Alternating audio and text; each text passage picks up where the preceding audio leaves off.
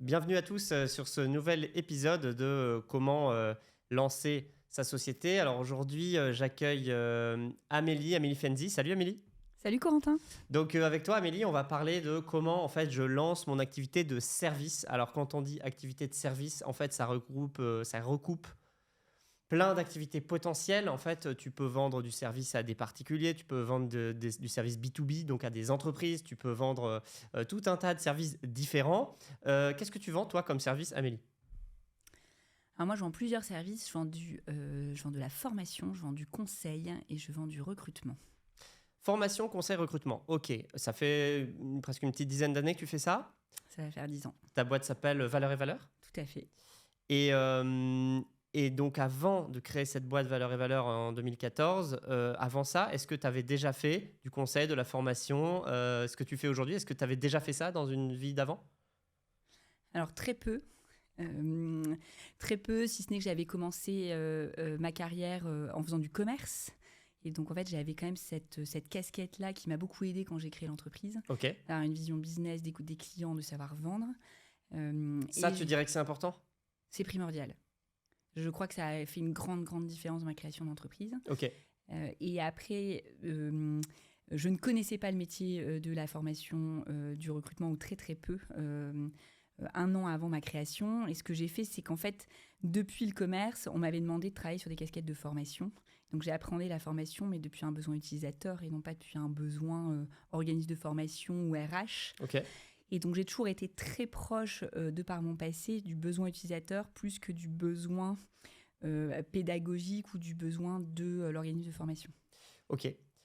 Et en fait, juste avant qu'on commence concrètement par que tu nous racontes et tout ça, ce que tu as fait et comment tu l'as fait, mais juste, donc aujourd'hui, on est 10 ans après ton lancement. Est-ce que ton activité, elle ressemble à ce que tu pensais qu'elle serait il y a 10 ans ? C'est une super question. C'est encore mieux que ce que j'avais pensé, je pense. À la fois, ça y ressemble, c'est-à-dire que ce que je vendais au démarrage se vend toujours. Ok. Et par contre, c'est encore plus puissant que ce qu'on vendait au démarrage, parce que c'est assez étoffé. À force d'écouter les besoins marché clients, en fait, on a grandi et on a développé l'impact de ce qu'on vend.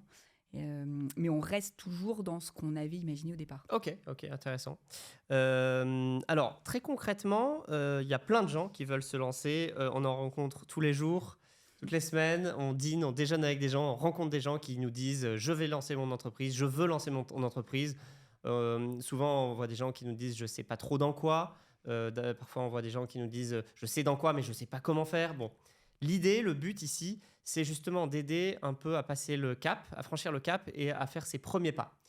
Et donc, première question, et il y en aura d'autres un peu là-dessus, si je veux lancer une activité de service comme ça, souvent ce qu'on dit, c'est une activité de service B2B comme ça, c'est bien de lancer ça parce que ça nécessite assez peu de moyens au début. Est-ce que tu confirmes ça ? Et ça veut dire quoi, peu de moyens ? Oui, je confirme ça, puisqu'en fait, comme c'est du jus de cerveau, quelque part, on n'a pas d'achat de matières premières, on n'a pas de déperdition de matières premières, et donc on peut compenser par ce qu'on fait. Donc oui, ça coûte peu cher, ça coûte beaucoup de temps et de matières grises, mais par contre, ça coûte peu d'argent comparé à d'autres. Et donc ça veut dire quoi, peu d'argent ? Ça veut dire qu'il y a beaucoup d'entreprises, de sociétés de services qui peuvent se lancer avec un capital social de 1 000, 3 000, 5 000 euros. Et qu'après, si on a un peu de fonds de roulement, de perso plus, de quoi démarrer avec des aides Pôle emploi, il est vrai qu'on peut démarrer facilement une activité de service. Ok, donc toi, c'est ce que tu as fait grosso modo, tu n'as pas injecté des fortunes dans ton business au début. Et alors, au tout début, comment on fait ? Est-ce que y a des questions comme ça qui viennent et qui bloquent les gens. Alors nous, ça ne nous bloque pas forcément trop parce que peut-être on a un mindset un peu différent, mais y a des gens qui se disent « Ok, est-ce que je dois prendre un bureau ? Est-ce que je dois aller dans un coworking ? Est-ce que je dois m'associer ? Est-ce que je dois prendre des salariés ?» Bon, tout ça, ça fait beaucoup de questions, mais c'est quoi un peu toi, ton expérience de ça personnelle, ta vision ? Et est-ce que tu referais un peu les choses différemment ou pas ? Et qu'est-ce que tu vois autour de toi qui marche ? Oui. Je dirais que la première étape, avant même de prendre des bureaux, c'est déjà de de prendre le temps d'affiner seul et avec la confrontation son regard, son besoin. Qu'est-ce que nous, on voit du marché sur lequel on veut aller implémenter du service qui est une peine et qu'est-ce que nous, on a envie d'aller chercher. Je crois que pour être entrepreneur et avoir l'énergie de créer sa boîte, il faut avoir une grande, grande envie et d'être capable de définir cette envie-là. Elle est primordiale avant même de commencer à réfléchir à un business model. Donc ça, c'est la première étape. La deuxième étape, avant même de prendre des bureaux ou quoi que ce soit, c'est de commencer à aller rencontrer du monde. On a tous un réseau. Et même quand on a l'impression qu'on n'a pas de réseau, ce qui était le cas, moi j'ai créé dans le Nord, je ne suis pas du Nord. J'avais démarré toute mon activité professionnelle, soit en province, soit à Paris. Donc, j'avais pas tant de réseau dans le Nord que ça. Mais on connaît tous un copain, le mari d'une copine, le copain d'une mari d'une copine, une vieille tante, etc., qui va démarrer par nous recevoir. Et on venir confronter en disant, tiens, mon idée, qu'est-ce que t'en penses ? Et moi, j'ai beaucoup fait évoluer mon entreprise comme ça. C'est-à-dire qu'entre mon besoin initial et mon envie initiale, qui était... moi, mon envie, c'était de faire en sorte que chacun d'entre nous est tellement génial que moi, j'ai envie qu'il apporte au monde tout ce qu'il a apporté. La base de valeur et valeur, c'est ça. Et j'avais identifié au départ que c'était tous ces gens qui étaient au chômage que je voulais accompagner en disant c'est pas possible que tous ces gens géniaux ne trouvent pas un environnement dans lequel ils puissent s'éclater. Et en fait, c'est à force de rencontrer des gens au chômage, des DRH, des managers, que j'ai affiné le vrai besoin client. Ok. Et donc là, je me suis rendu compte que si j'adressais les gens au chômage, en fait, il y a très peu d'argent. Ou alors, c'était répondre à des gros appels d'offres. Et moi, je me suis rendu compte que je n'étais pas très forte là-dessus et que j'avais aucune envie de me perdre dans des énormes appels d'offres publics. Okay. Donc, je me suis dit, ça, c'est pas pour moi, je vais pas y être bien. Et donc, à force de rencontrer, j'ai affiné. Et là, j'ai affiné donc, ma promesse. Et là où il y avait un peu d'argent pour acheter mes services. Et c'est où qu'il y avait un peu d'argent pour acheter tes services ? C'était les DG et les DRH, donc c'était de la formation, c'était du conseil sur tout ce qui était émergent il y a 10 ans. Donc c'était il y a 10 ans, quand je parlais de ça aux gens, c'était encore très très subtil et sensible. Quand on parlait de talent en entreprise, quand on parlait de valeur en entreprise, de mieux travailler ensemble.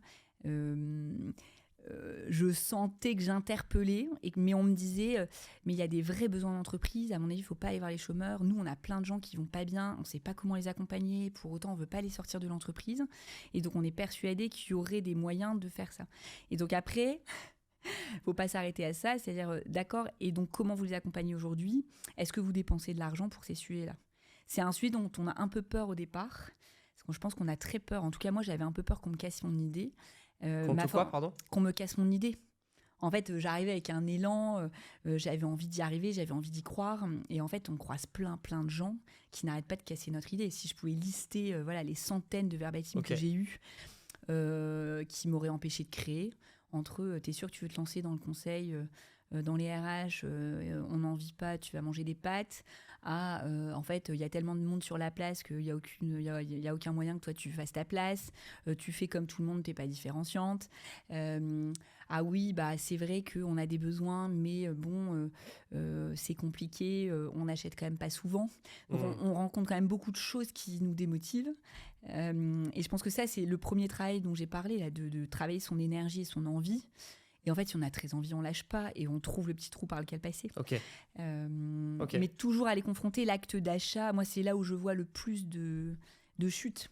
C'est des gens qui restent dans leurs rêves et qui vont pas confronter c'est quoi les budgets que les gens ont. D'accord. La fréquence d'achat et est-ce que de ce fait-là, à un moment ou à un autre, je vais pouvoir en vivre.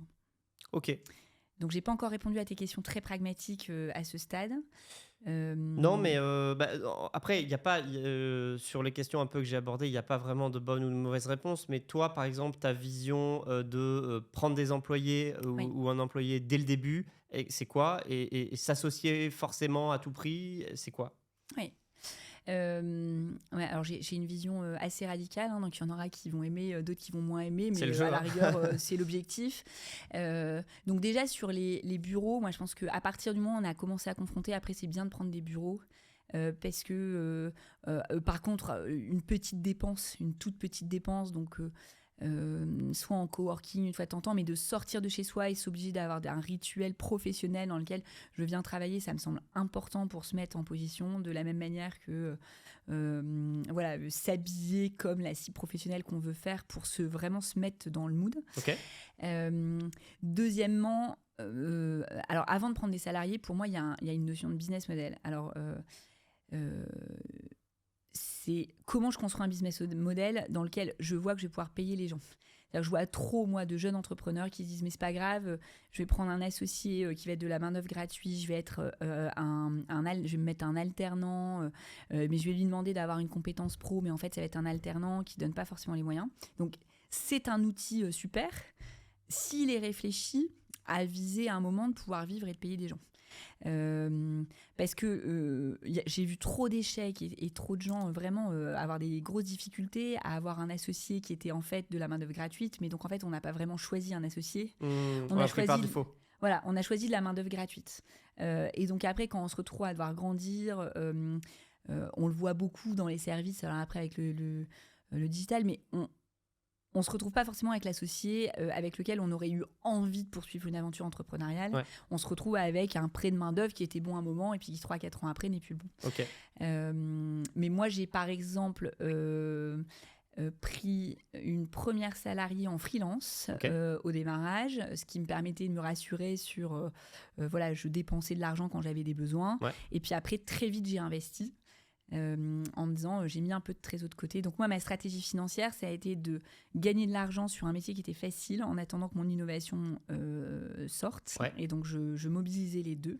Parce que mon principal objectif, c'était d'avoir de l'argent pour me payer. Il ne faut pas oublier qu'on est entrepreneur, c'est juste ça le but. Ouais. Et pour autant, j'ai une entreprise à mission et ce que je fais m'importe. Mais quand même, je voulais ramener de l'argent.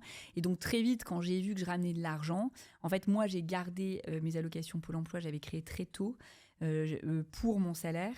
Et en fait, toute la trésor que j'avais cumulée depuis quelques mois, je l'ai investie dans un salaire. Ok, donc tu as recruté quelqu'un. J'ai recruté quelqu'un très vite. Je pense qu'au bout de 6-9 mois, j'ai recruté quelqu'un. Et ça veut dire que les 6-9 premiers mois, c'est à la fois toi qui produisais les prestations que tu vendais et cette fameuse freelance ou ce freelance. Oui, donc je vendais.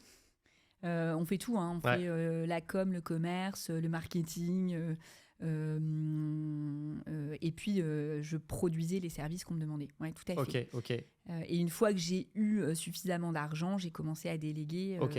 Et comment on passe en fait du moment où c'est nous qui produisons quasiment tout au moment où en fait on sous-traite ou on internalise. Enfin, est-ce que c'est un passage facile ça ? Alors pour moi ça a été assez facile dans le sens où je l'avais réfléchi avant. Mon business model il était très clair. Je savais que j'avais un premier sujet qu'il fallait j'avais entendu en confrontant avec d'autres entrepreneurs, moi j'écoute beaucoup ce qu'ont appris les autres parce que je trouve que ça me fait gagner du temps. Pour autant je tombe dans plein de pièges et j'ai rigolé après. J'avais entendu quand on vend du service, en fait, il faut apprendre à ce que quelqu'un d'autre que nous, créateurs, puissions le vendre. Parce que quand on dépersonnalise la vente, déjà, ça veut dire qu'on a passé un premier cap. Ouais. De dire les gens n'achètent pas juste un créateur avec son envie, ses idées, son énergie. T'enlèves l'intuitu personné. Voilà. Ouais. Alors sur tous les services, mais encore plus quand on est des services d'aide à la personne. Ouais. Et donc pour moi c'était primordial que je me prouve ça. Et après moi, je voulais être chef d'entreprise et pas être consultante. Et donc, en fait, c'était hyper important que je commence à transmettre et que je délègue. Et puis, la troisième raison, c'est... moi, je voulais pas faire toutes les tâches que je faisais. Donc, c'était hyper important pour moi de commencer à déléguer des tâches dans lesquelles j'étais moins bonne, que j'avais moins envie de faire, pour aller, moi, me concentrer sur des sujets sur lesquels j'étais primordiale et qui m'éclataient plus. Mais tu vois, il y a des gens, justement, qui disent « Ok, moi, j'ai envie de me lancer dans ce métier parce que j'aime ce métier. » Et justement, j'ai pas envie à terme d'être juste, entre guillemets, un gestionnaire, tu vois. Et comment, parce que, évidemment, je pense pas que tu sois qu'une gestionnaire aujourd'hui, mais comment tu peux décrire un peu le passage de l'un à l'autre à des gens qui auraient peur de se lancer, justement, et qui se diraient, bah non, moi, je veux juste continuer à être consultant, ce soit salarié ou freelance, peu importe, et je veux pas justement prendre l'ampleur. Qu'est-ce que tu leur dirais c'est quoi un peu aujourd'hui, si tu veux, les aspects positifs que tu vois dans ton boulot, outre la gestion quotidienne de la boîte, quoi? Oui. Alors, c'est une question qu'on me pose souvent. Déjà, déjà, il faut différencier pour moi être indépendant, avoir son activité propre, quitte à bosser et bosser éventuellement en collectif d'indépendants avec 2-3 personnes autour de soi, d'être salarié, d'être entrepreneur avec 1, 2, 3 salariés, d'être chef d'entreprise. Ok. Et en fait, il n'y en a pas un mieux que l'autre. Ouais. En tout cas, il y a des volontés différentes et ça n'a pas du tout les mêmes impacts. Donc déjà, il y a un choix à faire là de dire, en fait, moi, c'est quoi mon choix de vie. Toi, dès le début, tu savais que tu voulais être chef d'entreprise. Ça veut dire que tu savais que tu voulais avoir plus de 3 salariés dans ton exemple.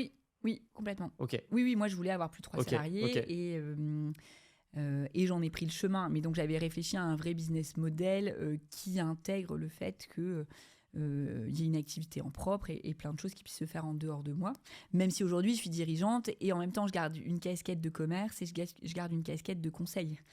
Parce que j'adore ça.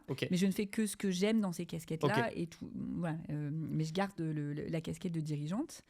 Et donc, moi, ce que je donnerais comme conseil, c'est déjà, si tu veux être consultant, pour réussir, il faut quand même que tu aimes le commerce. Ou que tu aies un réseau par ton expérience de dingue. C'est-à-dire que ce n'est pas possible de ne pas faire, de réussir sans aimer faire un minimum de commerce. Ça, c'est important parce que, en fait, il y a une partie des gens qui occultent complètement ça, qui ne voient pas ça. Et il y a aussi des gens qui, justement, savent que c'est ça et du coup, n'ont pas envie de se lancer à cause de ça, tu vois. Oui, parce qu'en fait, on n'a pas toujours une bonne idée du commerce. C'est ce que je voulais décrire après. Je ne sais pas pourquoi d'ailleurs, mais le commerce, ça fait peur. Alors si, peut-être, parce que d'ailleurs, moi, j'ai commencé en commerce parce que je ne comprenais pas les commerciaux et ça me faisait un peu peur. Et je me suis dit, je ne peux pas avoir fait une école de commerce et avoir peur du commerce. Et donc, j'ai démarré en commerce. Et en fait, c'est passionnant, le commerce. On peut en faire de plein de manières différentes. Je suis d'accord avec cette phrase, le commerce, c'est passionnant. Et franchement, dans les écoles de commerce en France, les gens disent le commerce, ouais, bof, pas pour moi. Mais en fait, si, allez-y à fond, les gars, c'est génial. Oui, c'est passionnant. C'est passionnant et quand on apprend à le faire à sa manière. Moi, je suis une ancienne grande timide. Je pensais pas du tout être quelqu'un de réseau. Alors moi j'ai toujours eu un côté un peu compétitrice, j'ai fait beaucoup de sport en compétition, donc c'est vrai que quand on a le sens de la gagne, ça aide quand on fait du commerce, mais on n'en a pas forcément besoin. En tout cas, le commerce, par exemple, le réseau, on peut activer son réseau. Donc, on peut adorer aller dans des soirées réseau, comme on peut détester. Mais on peut faire du réseau sans aller dans des grandes soirées. Et donc, moi, je dis aux gens, si vous n'avez pas envie de sortir 3 ou 4 fois par semaine, faire des déjeuners, des petits déjeuners, des conférences, des ateliers sur des sujets qui vous intéressent, vous pouvez faire du commerce avec les gens qui partagent votre passion sportive ou artistique et vous allez commencer tout doucement à faire du commerce là. Ouais, mais ça c'est intéressant. Ça veut dire que tu es en train de dire que tu n'es pas obligé de passer par les grands-messes spécifiques de ton secteur, obligatoires. Tu peux dire, en fait, dans ton association, à ton tennis le jeudi soir ou à ton match de karaté, etc., bah, tu peux, en fait, il y a peut-être des clients potentiels, c'est ça ? Oui, alors c'est intéressant parce que c'est pareil, c'est un réseau qui est super décrié mais qui moi m'a appris beaucoup de choses. Quand on prend beaucoup de recul, je suis arrivée donc à Lille, j'ai démarré mon entreprise, j'avais pas du tout de réseau et on m'a parlé du BNI. Je sais pas si tu connais le BNI. Bien sûr. C'est quand même spécifique, mais pour autant, ce que ce réseau a de dingue, c'est qu'il a modélisé tout ce qui fonctionne dans le réseau. Et quand on comprend ça et qu'après on le réutilise à sa manière, c'est absolument génial. Et donc moi j'ai appris avec beaucoup de recul à modéliser ça. Mais par exemple au BNI, j'ai appris que si je n'étais pas claire, c'est-à-dire que si les gens autour de moi ne comprennent pas ce que je fais, comment peuvent-ils me recommander ? Ils t'oublient et ils passent à la personne d'après. Voilà. Et en vrai, t'as raison, c'est la vie en accéléré, ça. Voilà. Le BNI apprend qu'il faut quand même s'entourer d'une 20aine de personnes pour commencer à avoir des recos. Et donc, ça veut dire que si on n'a pas une 20aine de personnes qu'on active, donc on peut appeler ça en commerce, mais qu'on active en disant « Tiens, tu sais, je fais ça » et voir régulièrement ces personnes, et ben en fait, on n'arrive pas à démarrer du business. Si on n'est pas capable de faire des demandes au BNI, on nous demande de faire des demandes. J'aimerais bien rencontrer ce type de client, j'aimerais bien rencontrer cette personne. Et en fait, c'est fou dans notre réseau, quand tu demandes ça 3, 4, 5 fois, tu finis toujours par trouver quelqu'un qui dit « Ah, bah attends, je le connais, c'est mon cousin. Je le connais, j'ai bossé avec lui la semaine dernière. Attends, je le vois demain. » Et en fait, c'est comme ça que ça se passe. Et ça, c'est pas du commerce où je décroche mon téléphone et je dois passer le barrage de la secrétaire et réussir à vendre quelque chose à quelqu'un qui a rien demandé. Où je comprends que ça demande des techniques, une appétence qui sont peut-être autres. Et donc, j'aimerais désacraliser ça en disant, je pense que vous avez tous la possibilité de le faire. Il y a forcément un réseau d'affaires qui existe à un endroit qui fonctionne parce que c'est des plus petites communautés où on se voit toutes les semaines et donc on devient un peu potes, ou alors des trucs où vous aimez bien rencontrer beaucoup de monde.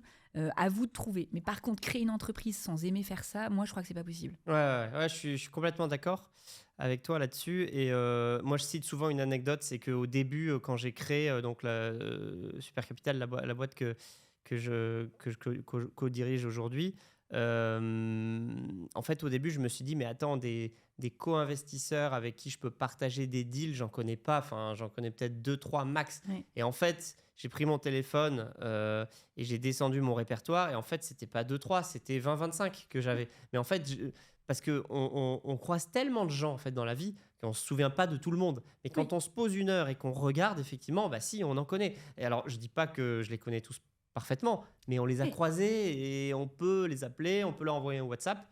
2 fois sur 3, ils te répondront pas, ils s'en foutront, mais 1 fois sur 3, ça donnera un truc. Oui, et même si vous identifiez que vous n'avez pas un grand répertoire parce que vous n'avez jamais travaillé ça, quand tu sors d'un grand groupe parfois, mais moi je me souviens d'un très bon ami qui m'a fait rencontrer son père. Je me souviens d'un copain qui m'a fait partager son réseau professionnel à lui. Et donc en fait, même au démarrage, en fait, il y a toujours des gens prêts à nous aider quand ils voient quand ils voient de la bonne volonté. Ouais, complètement, je suis d'accord. Ouais. Et par contre, il faut pas minimiser. Je sais pas toi, moi on m'avait dit c'est 3 ans, construire un réseau qui fonctionne et qui roule, c'est 3 ans. Bon, il s'est avéré que c'était quand même assez réel, que pour avoir quelque chose qui roule et qui fonctionne, il faut quand même tirer 3 ans. Et qu'au bout de 3 ans, ça commence à porter ses fruits. À quelque chose qui soit beaucoup moins lourd. Ouais, clairement. Non, mais c'est sûr, parce qu'en fait, c'est comme tout, c'est comme le matraquage publicitaire. En fait, à part le premier cercle de très proches, bon, là, ok, tu peux les activer très vite, etc. Mais les gens en fait qui sont un peu plus éloignés, bah, en fait, il faut qu'ils te voient une fois, il faut qu'ils pensent à toi, il faut qu'ils repensent à toi, il faut qu'ils connectent les points dans leur tête, il faut qu'ils s'assurent que ton truc c'est quand même un peu sérieux et que ça va pas s'arrêter demain. Et en fait, ça prend. On a tous des vies super remplies, donc en fait, ça prend, je suis d'accord, des années. Oui, ça prend du temps. Et c'est rigolo parce que là, moi, je vais fêter donc les 10 ans de l'entreprise. Et je suis à la fois hyper heureuse et hyper agacée. Parce qu'en fait, je suis là où j'aurais aimé être à 4 ans. J'y suis à 10. T'as mis, grosso modo, un peu plus du double de temps pour y arriver, quoi. Ouais, exactement. Et pour autant, les autres me disent « Mais t'as déjà fait un truc de dingue ». Alors que moi, j'ai l'impression que j'ai rien fait par rapport à ce que j'ai envie de faire. Toujours une histoire d'échelle et de comparaison. Et je pense qu'on est beaucoup d'entrepreneurs à avoir ce même sujet-là. Donc, je pense qu'il ne faut pas se décourager. On avance par petits pas et puis on avance là où on peut, comme on peut. Mais donc, voilà, donc pas trop de dépenses au départ. Moi, c'est quand même pas trop de dépenses au départ. Moi, j'ai eu besoin de m'isoler des gens qui faisaient le même métier que moi, ou en tout cas qui approchaient un service assez proche du mien, parce qu'en fait, je n'arrivais pas à trouver ma différenciation dans des environnements qui n'arrêtaient pas de me dire « mais en fait, ça existe déjà ». Et donc, je me suis isolée de ces environnements-là.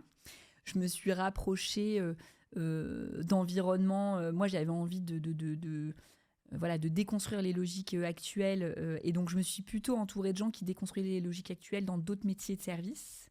Et je trouvais que d'ailleurs, à l'époque, dans le digital, ils déconstruisaient beaucoup plus les logiques. Et donc, je me suis plutôt rapprochée d'environnements très digitaux. Alors que toi, tu n'étais pas forcément là-dedans ? Absolument pas. Et en fait, le fait de côtoyer ces gens-là, moi, j'ai pu être complètement libre d'aller imaginer, tester, sans qu'en permanence, on vienne me rappeler à des choses existantes. Mais donc, j'avais peu de dépenses. Et moi, je suis quand même en service assez partisane de dépense l'argent que tu as. Ou en tout cas, va chercher les moyens de ton ambition. Ça veut dire finance ta croissance avec tes clients, c'est ça ? Alors, soit avec tes clients, soit avec de l'emprunt bancaire. Mais en tout cas, la levée de fonds tout de suite, parfois je me dis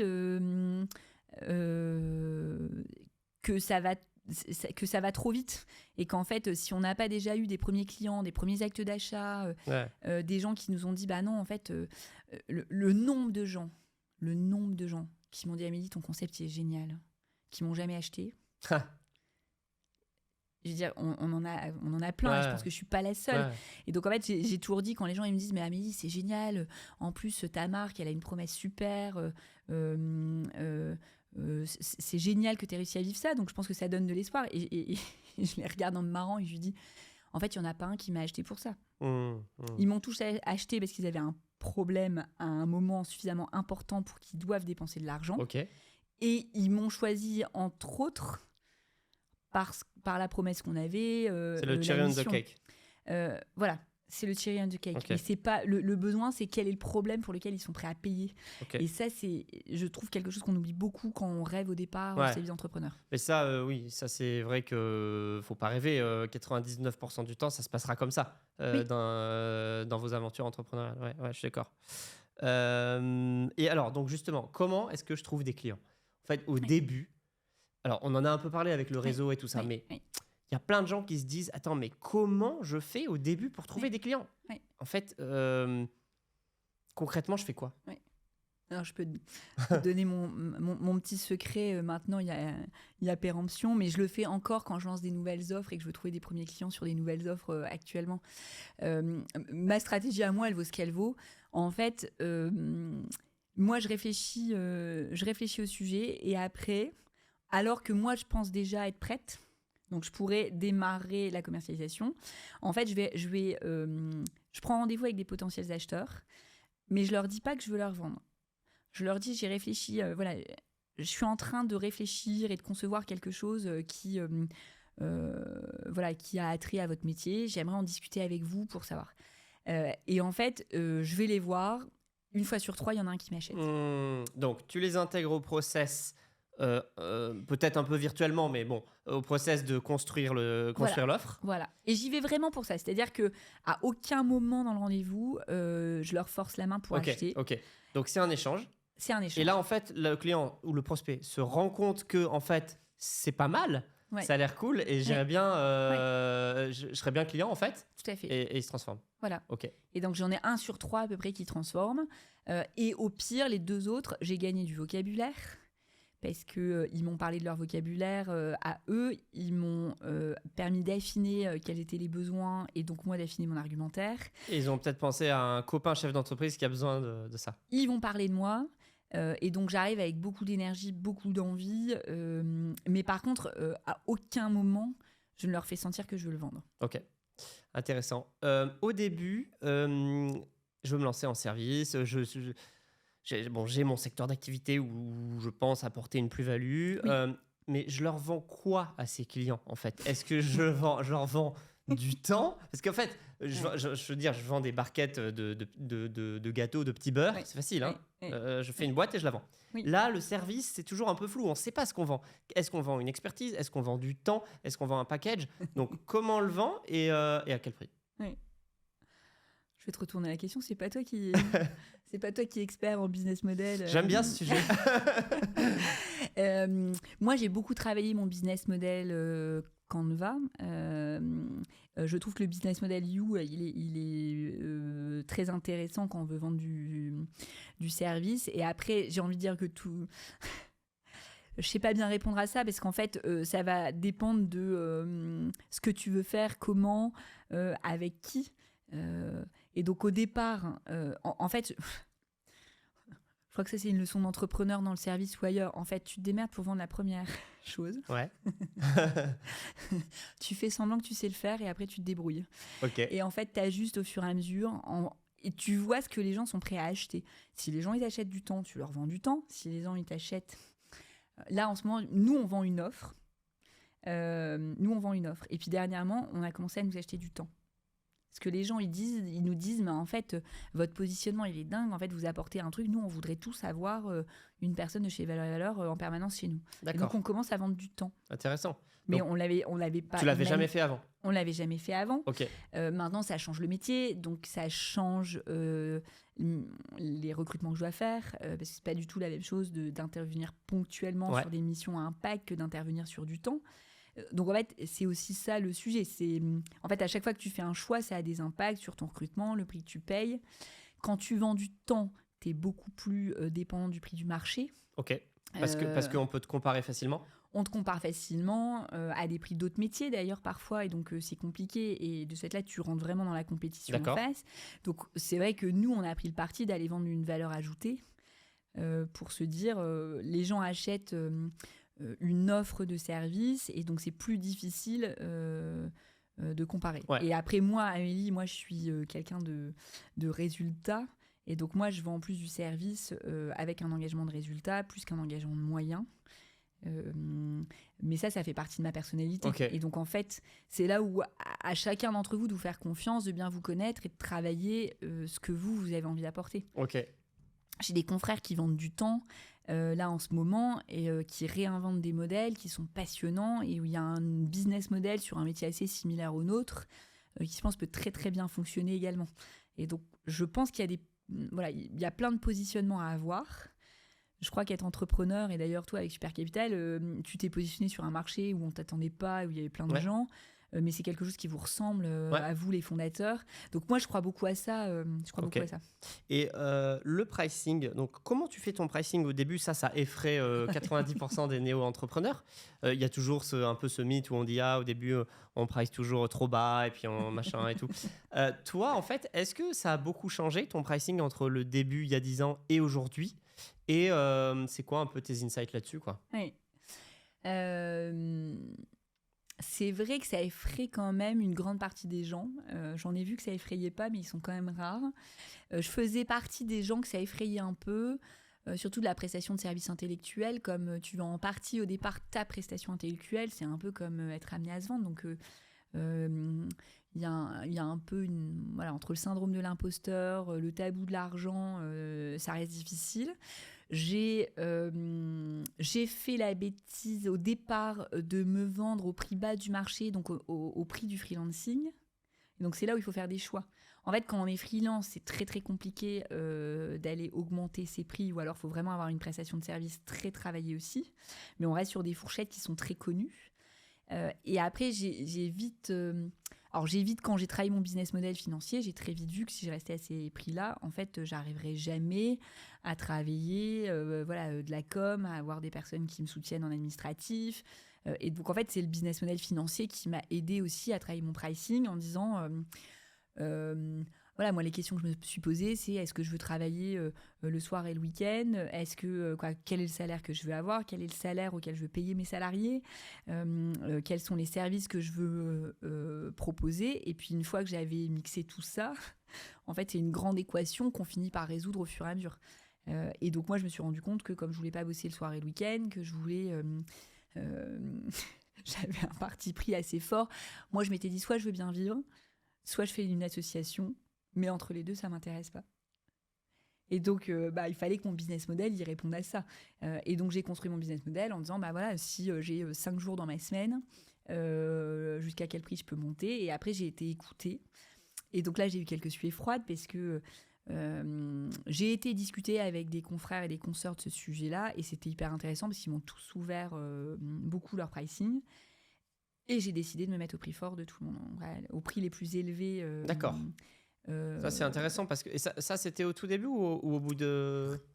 C'était à la fin de la première année. Ok, donc assez tôt quand même. Assez tôt. Okay. Parce qu'en fait, j'avais entendu que c'était hyper difficile quand tu t'es positionné bas. En fait, t'attires une cible de clients. Et qu'après, c'est très compliqué de faire évoluer ta cible client. Ce qui est plus ou moins vrai. Je suis moyennement d'accord avec ça, mais ouais. Oui, mais c'est ce qu'on entend, je suis d'accord. C'est ce qu'on entend, mais je suis d'accord avec toi. Je pense que ça peut bouger. Et d'ailleurs, nous, aujourd'hui, on a une multi-cible client. Okay. Et on n'a pas tout à fait... C'est très transparent, mais on n'a pas tout à fait les mêmes tarifs en fonction de notre typologie de client. Ouais, intéressant. Et ça, c'est toujours le cas. Franchement, moi, tous les boîtes de services que j'ai vues, c'était ça. Oui. Quand on adresse des associations, quand on a une start-up en démarrage ou quand on a un grand groupe... Et d'ailleurs, c'est très drôle, parce que souvent on le dit pas, mais on s'est heurté, alors là, un petit peu plus tard, au fait que si on n'était pas assez cher, on nous achetait pas. Ouais.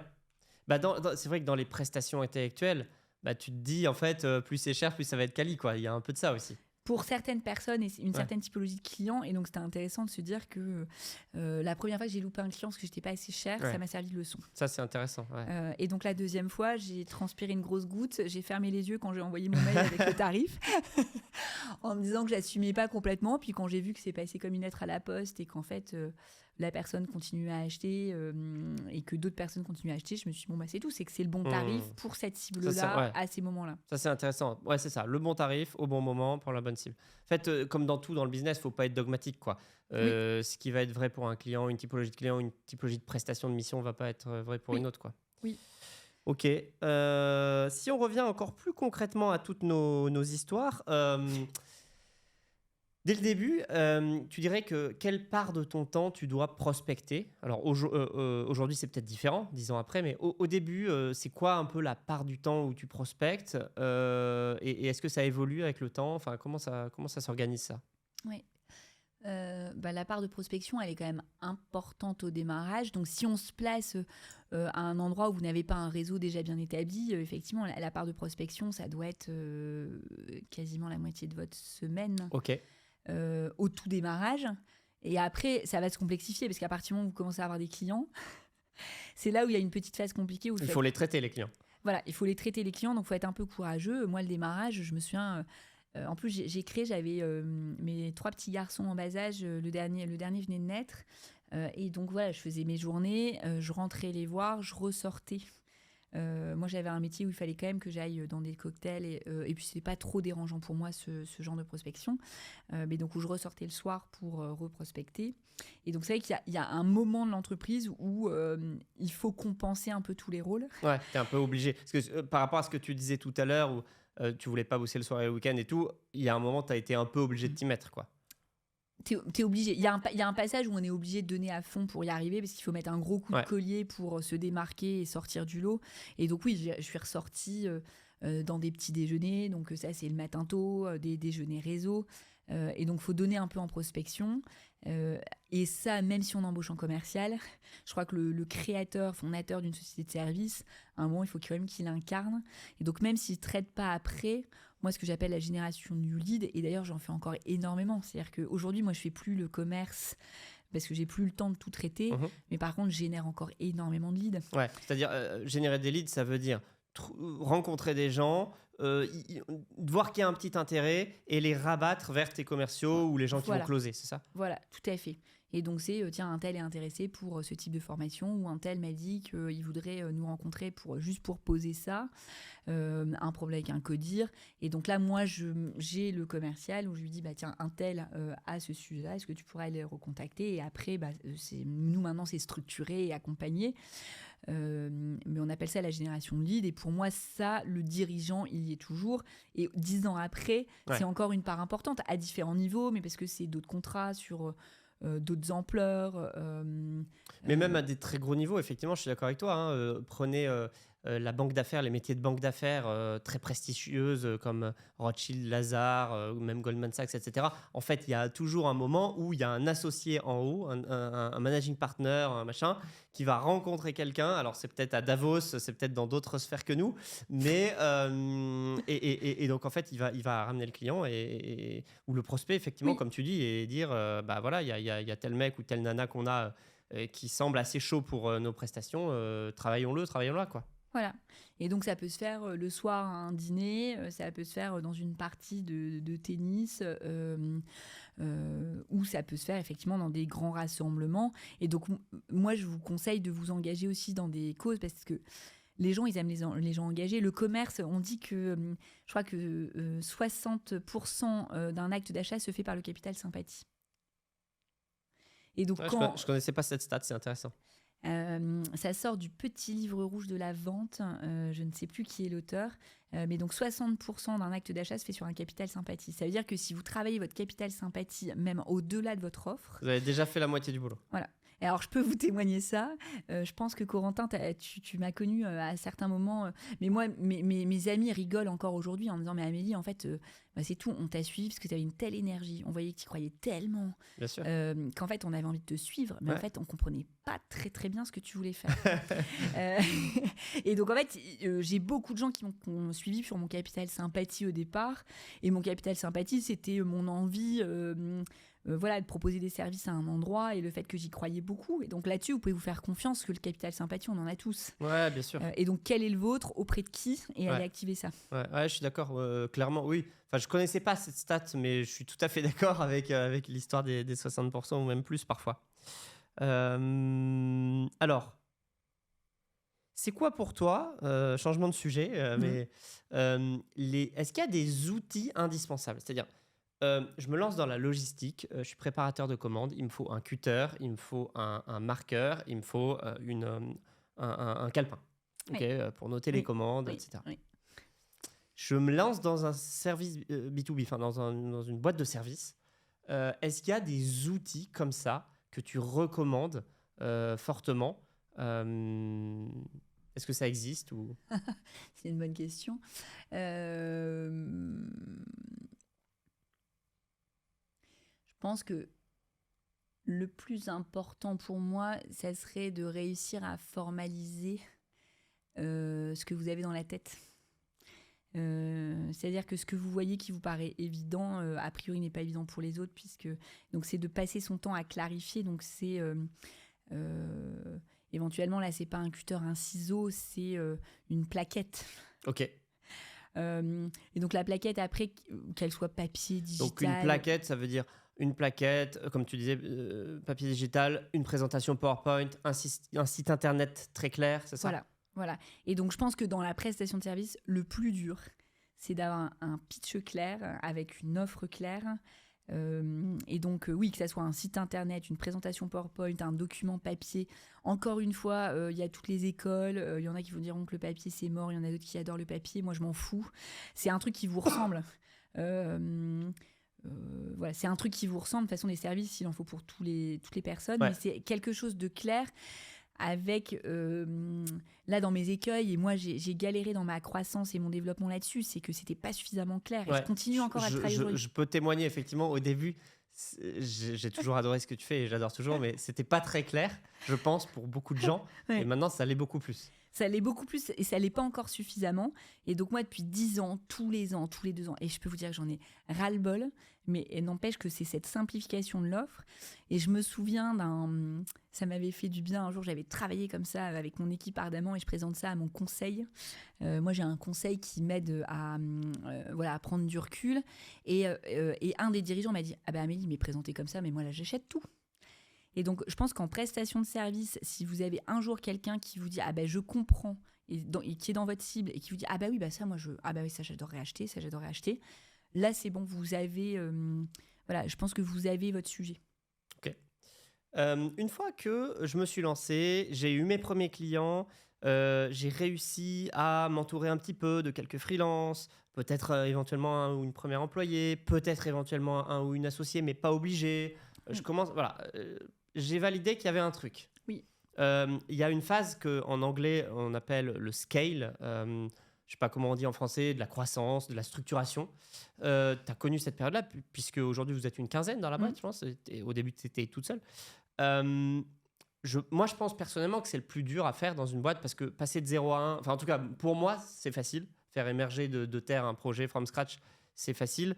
Alors, il y a certains qui n'y arrivent pas du tout et qui sont bien plus forts pour les phases d'après. Toi, qu'est-ce que tu dirais sur cette phase comme ça de scale, de structuration, de croissance? Combien de temps elle dure? Comment il faut la prendre? Et c'est quoi un peu tes recos là-dessus? Oui, c'est super dur, je trouve, effectivement, cette phase de structuration dans le service, parce qu'en fait, on a envie de la faire...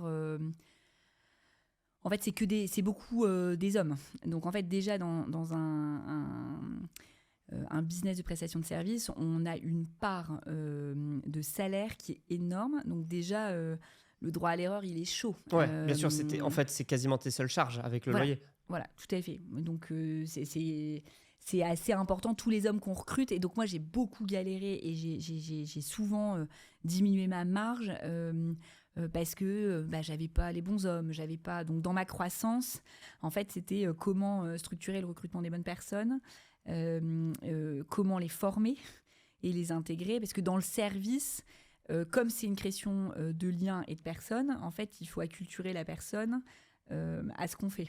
Or, on a l'impression, nous, que c'est inné. Et donc, moi, j'ai énormément travaillé la définition et la singularité de nos offres de service. Donc, j'ai beaucoup travaillé avec des agences de com, des designers pour essayer de formaliser ça. Et après, j'ai fait 1 an avec Manon, si tu m'écoutes, merci. Manon, elle a passé 1 an avec moi à structurer tout ce qu'il y avait dans ma tête. Et donc, de là est sorti un parcours de formation qui dure 18 mois chez nous. Attends, donc là, tu parles de la formation pour tes recrues à toi en interne. Ouais, une recrue à moi en interne pour que moi, je garantisse le niveau de qualité de prestation de service et ce que je puisse scaler, croître, moi, sereine. En fait, j'ai créé une formation interne qui dure 18 mois. Mais pas 18 mois plein temps. Non, pas 18 mois plein temps. Ils ont 6 semaines un peu intenses sur lesquelles je leur acculture les fondamentaux. Donc là, je suis en cours d'acculturation d'une personne et son retour, c'est c'est hyper complet. Et en plus, non seulement je les acculture, donc il y a des vidéos, il y a des écrits, et je leur fais faire des petits carnets d'exercices. Donc il faut qu'ils s'entraînent. Et en fait, c'est intéressant parce qu'entre ce qu'on se dit et ce qu'on fait, je te donne un truc tout simple. Par exemple, chez nous, la bienveillance, c'est notre première valeur. On pourrait dire on s'en fout. Dans du scale d'une entreprise de service, on s'en fout, Amélie. Chez nous, non. Parce qu'en fait, nos clients, ils nous réachètent. Et nos clients, ils sont bien. Et on a du résultat dans nos services. Donc, on peut vendre cher. On a moins d'efforts commerciaux parce qu'on a cette valeur bienveillance. Donc, il y a d'autres choses. Mais là, je vous donne un exemple très concret. Et donc la bienveillance, donc je leur explique ce que c'est pour nous. Et après, je les forme. Ça veut dire quoi la bienveillance dans mon lien avec le client ? C'est-à-dire que quand j'accueille un client, qu'est-ce que je fais ? La bienveillance, c'est quand je termine une mission de service et qu'avec bienveillance, je dois dire à mon client, si tu veux continuer sur le parcours que tu as lancé, sur la problématique que tu as lancée avec ce qu'on vient de vivre ensemble, voilà ce que moi je dois te dire pour bien veiller sur toi et la réussite de ton projet. C'est une vraie formation. Comment j'arrive à dire à quelqu'un, tu sais, en fait, t'es hyper contrôlant, tu laisses de la place à personne. Et donc, en fait, tu vas pas y arriver si tu continues comme ça. Le dire pour que la personne entende et qu'elle puisse l'intégrer, c'est une vraie formation. On fait du recrutement, comment on accompagne la bienveillance en recrutement. Et donc, ils ont plein de petits exercices là-dessus pour que notre particularité, ils l'aient bien compris et ça les met en réussite tout de suite. Donc, eux, ils sont contents d'eux. Ils ont des super retours dans leur prestation de service.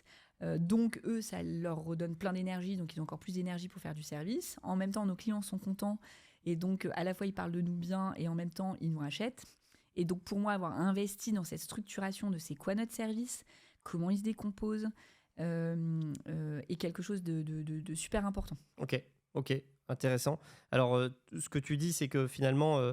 le vrai actif d'une société de service, ce sont les personnes, les hommes que tu avec un grand H, que tu embauches, recrutes. Et justement, alors c'est aussi un peu le cœur de ton sujet, hein, tu connais bien ça, mais comment est-ce qu'on recrute les bonnes personnes ? Où est-ce qu'on les trouve ? Comment on leur parle ? Tu vois, et Oui. ça, je pense que franchement, ça a l'air d'être une question bateau, mais je pense que c'est la seule question dans l'entrepreneuriat. Oui. Puisque moi, je peux témoigner d'un truc, c'est que entre une personne moyenne, je parle même pas d'une personne mauvaise, hein, on va les éliminer tout de suite, personne moyenne et une personne excellente, exceptionnelle, mais il y a un monde incroyable. Oui. Et donc, en tant que chef d'entreprise, moi, ce que j'aime bien et ce qu'on essaye d'avoir tous, c'est d'avoir des personnes excellentes et exceptionnelles autour de nous. Comment on arrive à les trouver, à les recruter, à les former ? Oui, déjà, la première chose, c'est quand on crée, la plupart des gens n'osent pas s'entourer de personnes exceptionnelles. Or, je pense que c'est vraiment ce qu'il faut viser. Et donc, on se dit, non, mais c'est déjà pas mal, je vais me satisfaire de ça, je suis qu'une petite boîte. En fait, non, je pense qu'il y a moyen d'aller chercher des personnes exceptionnelles. Et donc là, c'est un vrai sujet. Plus on aura fait de réseau et plus on aura d'images de marque. Parce qu'en fait, on croit que le recrutement, c'est juste passer une annonce, etc. En fait, c'est pas vrai. Encore plus aujourd'hui, en fait, il faut semer des petites graines pour que les personnes exceptionnelles viennent à nous. Donc ça, c'est la meilleure des stratégies. Et ça, c'est très, très, très dur au début parce qu'au début, tu es personne, tu es une toute petite boîte et tu n'attires personne. Enfin, ou pas grand monde. Ou à ce qu'on pense. Sauf qu'en fait, des entreprises dans lesquelles il y a de l'énergie, il y a de l'envie, éventuellement, il y a un salaire, il y a de la reconnaissance, il y a de l'utilité tous les jours. Un vrai projet. Un vrai projet où on se sent utile parce qu'il y a des choses à faire. Il y a plein de gens qui ont des profils créateurs, mais pas entrepreneurs. Donc, en fait, qui adorent se mettre au service d'un créateur, qui sont hyper bons là-dedans. Donc, en fait, ça, ce sont des croyances limitantes qu'on a tous. Mais en fait, ces nouveaux projets, encore une fois, moi, je suis hyper exigeante là-dessus sur quel business model vous créez et comment vous rémunérez ces gens de manière juste dès le départ. Ça, pour moi, c'est la responsabilité du créateur. Donc, que ça soit une alternance qui peut être juste, mais dans ce cas-là, on ne demande pas à un alternant de faire complètement un job, sauf si c'est en dernière année, avec la même chose avec des salariés. Donc, quel est le salaire juste que vous pouvez leur donner ou quelle contrepartie ils ont si vous leur donnez un salaire de débutant. Et donc après, faites-vous confiance sur le fait que vous pouvez attirer des gens de dingue. Donc, osez parler de votre besoin. En fait, osez briller. Plus vous allez oser briller, c'est comme en commerce, en fait. Plus vous allez oser dire, tiens, mais je cherche des gens pour faire ça, plus les gens vont aussi vous dire, tiens, moi, je connais un tel, il serait super chez toi. Je crois que 90% des gens qui travaillent aujourd'hui chez Valeurs et Valeurs sont des gens à qui on a recommandé de travailler. Donc, on en a une même, c'est extraordinaire, elle postulait sur un job. Et le recruteur lui a dit, écoutez, pour notre poste, ça ne va pas le faire, vous n'êtes pas le bon profil. Par contre, sincèrement, vous devriez aller regarder chez Valeurs et Valeurs. Je pense que vous êtes exactement le type de personne qui recherche. Intéressant. Et ça, c'était un client à toi ou un confrère, une consoeur Une personne que je ne connais absolument pas. Ok. Qui avait perçu un peu votre état d'esprit. Oui. Et qui vous l'a envoyé. Oui, donc ça, c'est le fruit de notre com qu'on travaille depuis longtemps. Et donc, on a une com sur les réseaux sociaux. Et en fait, ça sème des petites graines. Il y a des gens qui nous suivent. Il y a des gens qui comprennent quelle est notre particularité. Donc, quand ils voient des gens qui ont cette particularité, qui vont être excellents chez nous, mais d'ailleurs peut-être pas excellents ailleurs, ils se disent, tiens, on en a une autre. Elle discute, elle est en pleine reconversion, complètement perdue. Et c'est sa belle-sœur, un dimanche, qui lui dit... non mais tu devrais regarder ce qui se passe dans cette boîte, je sais pas, ça me fait ce que tu me dis me fait penser à eux, et c'est aujourd'hui un pilier d'entreprise. Excellent. Donc tout ça, c'est de la marque employeur qu'on travaille sur le long terme. Donc quand vous n'avez pas le temps, c'est aussi oser dire tout ce que vous voulez sans vous cacher. J'adore cet exemple parce que pour moi il est hyper marquant. Quand on est compétiteur, dites pas que vous êtes entrepreneur. Quand vous êtes dites ce que vous êtes comme vous êtes, parce qu'il y a forcément des gens qui adorent être comme ça, et n'essayez pas d'arrondir les angles parce que socialement ça fait quand même mieux de dire qu'on est comme ça. Moi je suis une hyperactive, quand les gens ils arrivent, je leur dis, si vous êtes en fait si vous n'avez pas un rythme électro dans votre vie, en fait, vous n'allez pas être bien chez Valeurs et Valeurs. En fait, ça va trop vite. Et donc, en fait, si vous avez un rythme un peu jazzy, c'est très bien et ça va à plein d'entreprises, mais venez pas chez nous. Et donc, c'est comment on ose assumer être qui on est. Et moi, je suis persuadée que plus on dit non, donc ne faites pas de compromis en acceptant quelqu'un qui n'est pas bon. Il vaut mieux continuer à galérer un peu jusqu'à temps que vous trouviez une personne qui soit géniale, qui va vraiment vous libérer. Ok, parce que sinon, ça peut faire l'effet inverse, te ralentir. Ouais. Okay. Je sais pas si on a tous déjà travaillé avec des gens qui n'étaient pas faits pour bosser avec nous ou qui on doit repasser derrière eux tout le temps. En fait, on n'a pas besoin de ça quand on lance une entreprise. Ok. On a fait un très bon tour déjà. Pour finir un peu, c'est quoi un peu toi tes tips sur un peu les erreurs que tu as pu faire au début et que tu aurais bien aimé qu'on t'explique avant de les faire? Est-ce que tu as des choses un peu comme ça, des faux pas à éviter ou d'autres recos de manière générale à des gens qui souhaiteraient se lancer? Ouais, moi, dans les recos, je dis toujours croyez en vous. C'est pas grave si les gens ne croient pas en vous au départ.